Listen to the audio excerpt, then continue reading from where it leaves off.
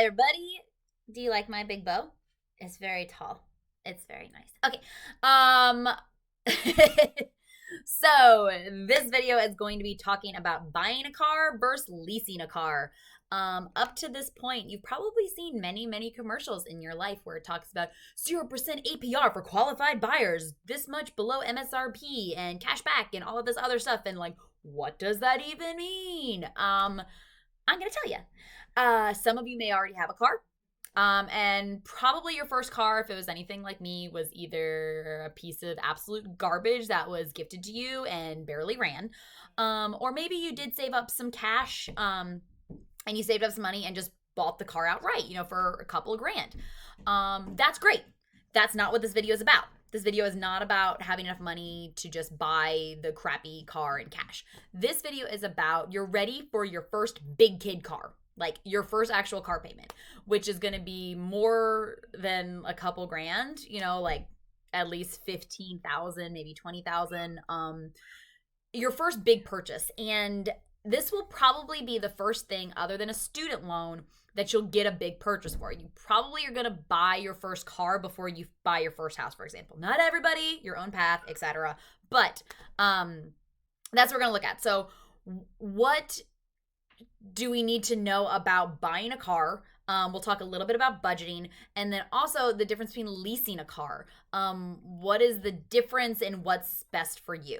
Okay, so following along with our document today, we're going to take a look at this example, and we've got Christina, and she's buying a brand new Dodge Charger for $29,995. So as you can see, this is not a situation where I just have 30 grand in cash. If you do, hi, I'm Dr. Oldham. I'd like to be your friend. I've got some student loans I'd like you to help me with if you just have that kind of cash laying around. It says 3, but obviously I can't count, even though I'm a doctor. There's only 2. We're going to look at a loan or a lease. After 4 years, the projected sell price back of the car is $19,399. Here's what that means. You buy the car for about 30 grand. 4 years from now, let's say you want to sell the car back. The car is not going to be worth $30,000 4 years from now. It's going to depreciate, just like pretty much anything you buy other than, hopefully, houses. Houses are supposed to go up in value. But anyway, after 4 years, you might want to sell the car back. It's like if you bought an iPhone. You bought an iPhone 4, right, when it first came out, or iPhone 5 for however much it was when it first came out, $700. Is someone going to buy that phone from you for $700 right now? Nope. Okay, so what we're going to look at is, this is the price of the car. 4 years from now, I could sell it back. So you still could make money back from it, but obviously it's not the full price of the car, okay? And so what does that mean in terms of long-term value? So loan. It says still a purchase with much pay interest. Because what that means is that you're buying the car. It will be yours to own, but you have to pay interest. It's not a 1-for-1. Okay, so the second option, there used to be another option. This is our only option here. Is taking out a loan for 4 years at a 3.99%. Sorry, my printer just came alive for some reason and is zombie printing something. Maybe it's me from the future. She must make a 10% down payment on this option. What would her monthly payments be? Okay, so we're going to be using the TVM solver. So if you did not already watch that video, stop, pause, go watch that. That's like the most important video that I can do in finance is that TVM solver video. But anyway, all right, so here we go. So let's go ahead and fill in these things. So our N, remember, is our period. So that is 4 years monthly. So 4 times 12 will be 48 monthly payments, okay? Her interest rate is 3.99, so we'll fill that in, 3.99. PV is the present value of the car. Before you want to tell me that the PV, I'm just going to erase this for a second. Before you want to tell me that the PV is just straight up $29,995. It's not. With a car, you have to make a 10% down payment, typically. Depends on the dealership, different prices of the car. But in this particular situation, I need to make a 10% down payment. So if I take 10%, basic percentages here, remember that when you just do a percentage by hand, you're taking 0.10 times that number because you have to move the decimal. You need to make a down payment of $2,999.50. For those of us who don't actually know what a down payment is, it's cash. It's straight up cash that you have to give them right now, and it shows that you're responsible. Be like, look, here's a little bit of money that I have right now that I'm going to pay, and then I'll be paying the rest in monthly payments as we move forward. Okay, so the car is $29,995. Okay, that noise right there, that's bath time, in case you're wondering. We have just lots of sound effects happening today. It's a very interactive lesson. Okay, so car costs $30,000. I don't need a loan for all of that. Okay, I am going to take out the fact that I paid $2,999.50 in a down payment. And just to make sure that I don't mess up any numbers here, 9.5, my off-screen calculator, I still need $26,995.50 PV in principal. Remember we talked about that means the same thing? All right. Oh, no, I can't remember which one it is. Never mind, ignore that principle. Okay, so I have some money. We go to the dealership. Hey, not car. Why would you talk to the car? Hey, car dealership person. I want this car. I do not have $29,995, but I do have $2,999.50. Here's some cash. They go, great. You still owe us this much money. That becomes your PV. This is a loan. Your future value is zero, obviously, because you want to pay this off. And we're compounding monthly.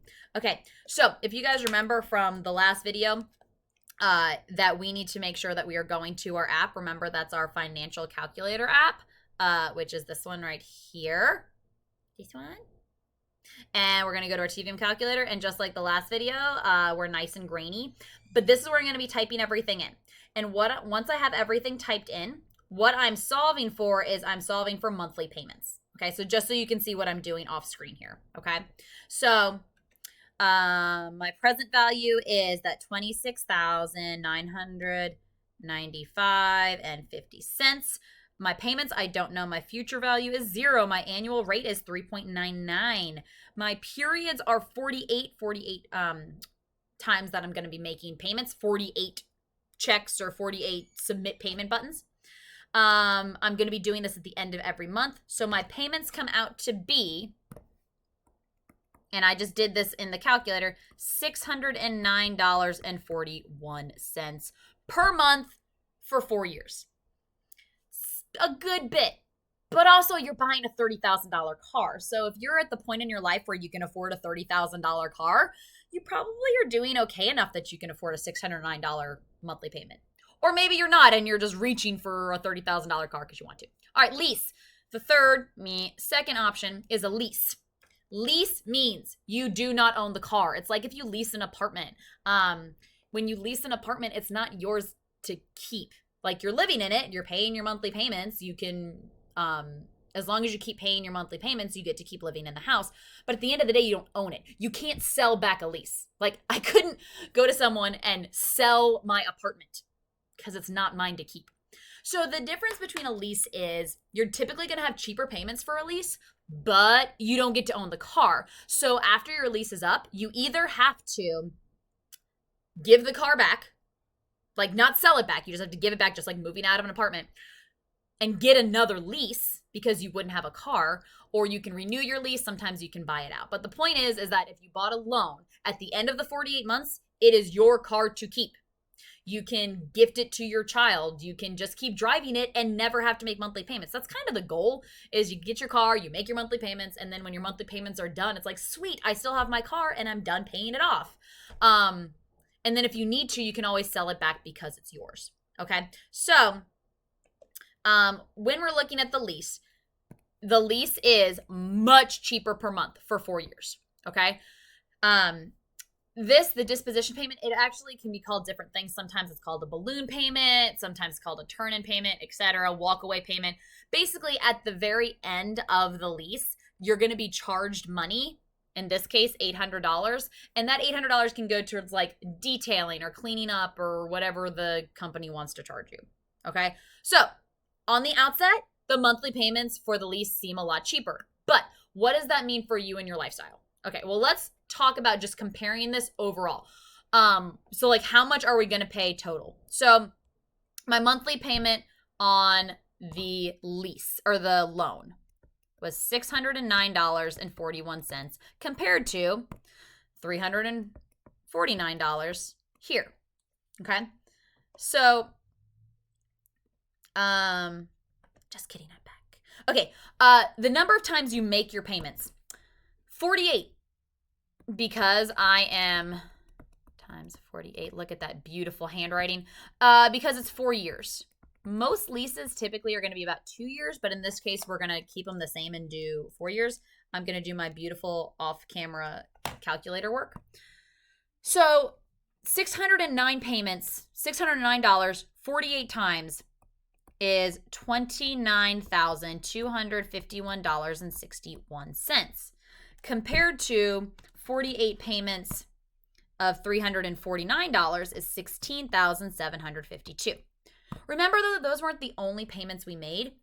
We also made a down payment, if you remember, of $2,999.50. So the very first payment I actually made on this car wasn't a monthly payment. It was a down payment. So I have to factor that into my total cost. And here I have that walk-away fee of $800. So when I add those up, so if I add up every monthly payment plus my additional fees that I paid $17,552 on this car over the course of 4 years. Okay. Now, over here, when I'm taking a look at my loan, $29,251.68 plus that down payment means that I spent $32,251.18. Okay, that's a big difference, especially when we go back and consider that the cost of the car was $29,995. So, dang, we spent more than the actual price of the car, right? Okay, that's what happens in any loan. You're paying interest. Okay, so if you wanted to buy the car, you have to be willing to pay that extra money. But here's the thing. Before we immediately just go, well, why would anyone want to buy the car? Why wouldn't you just lease it? Look at how much cheaper it is. Remember that you could sell the car back. You'll hear this talked about a lot when people talk about like the value of the car and whether or not a car can keep its value. So this particular car, after about 4 years, you project that it will hold enough value so you could sell it for $19,399. Okay, again, that's not what you paid for the car, but you still could get about $19,000 for the car used.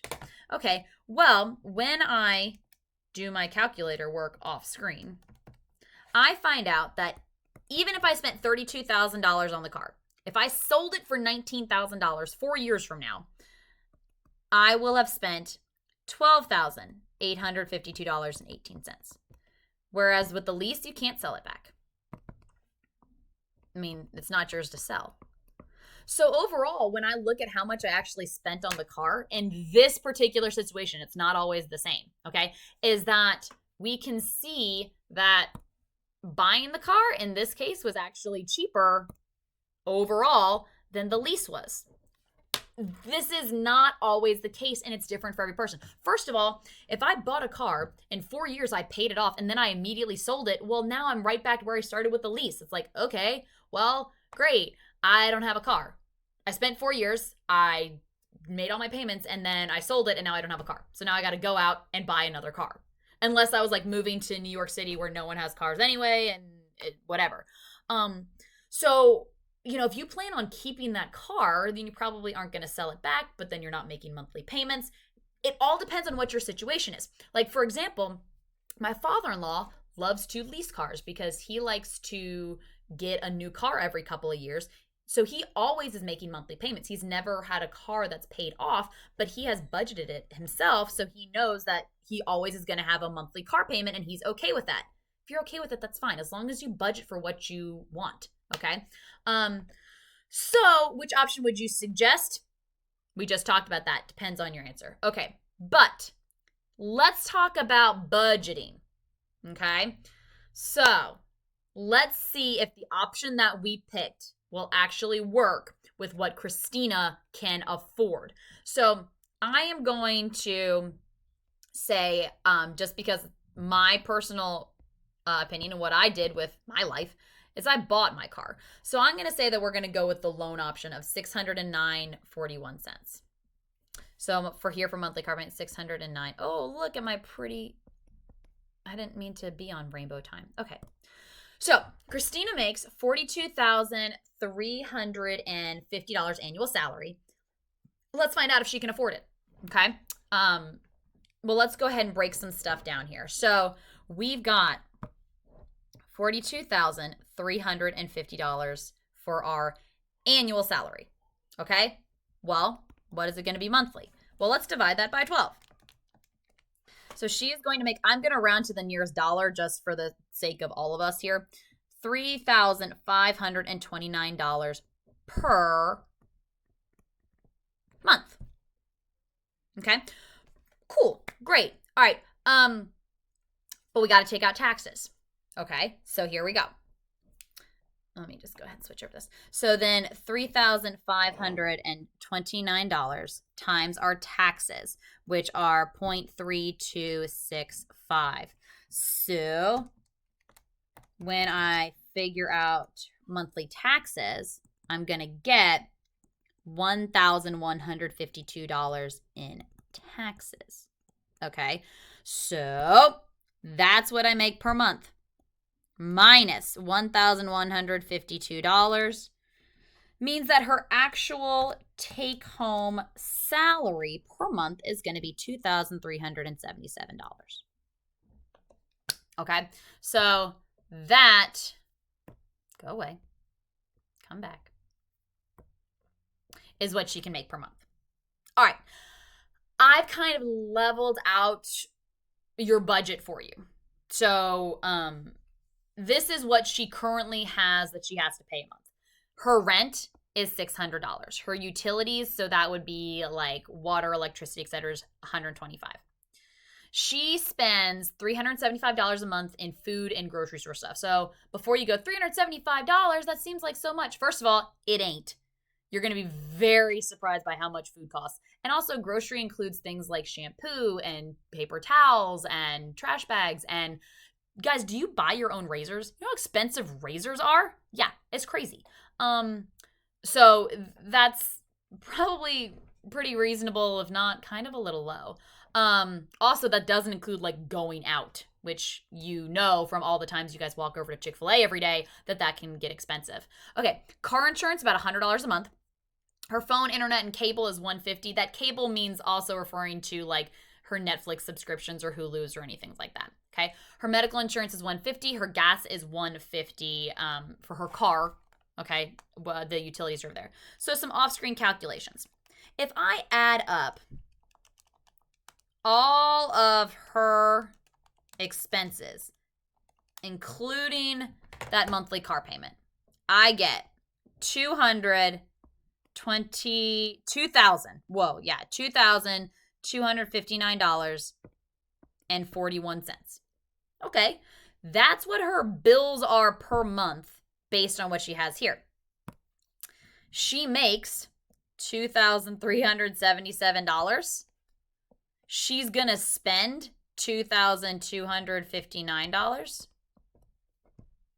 So, some quick off-screen math means that she has left over every month $117.59.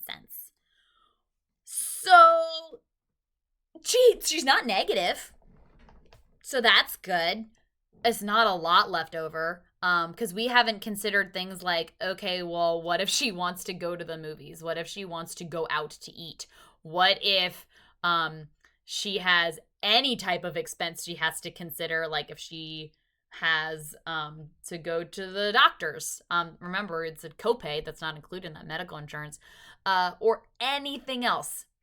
$117 is not a very good cushion. I will say it's positive. That's good. If she's dead set on this car and she's willing to do anything, then yeah, then she can go with the 609 option. Or she can maybe think, well, maybe I'll just actually go ahead and do the lease at $349, and that would free up almost $300 extra a month. Okay.